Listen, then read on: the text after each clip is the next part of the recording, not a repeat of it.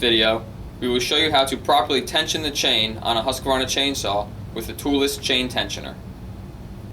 If you notice the chain hanging loosely from the bar, you must tighten it correctly before using the chainsaw again.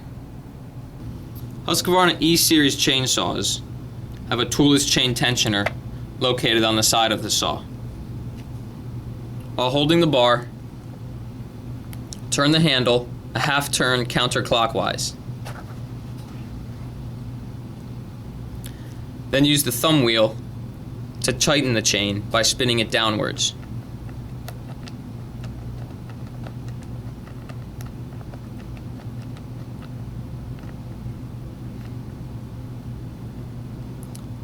Then return the handle to its original position.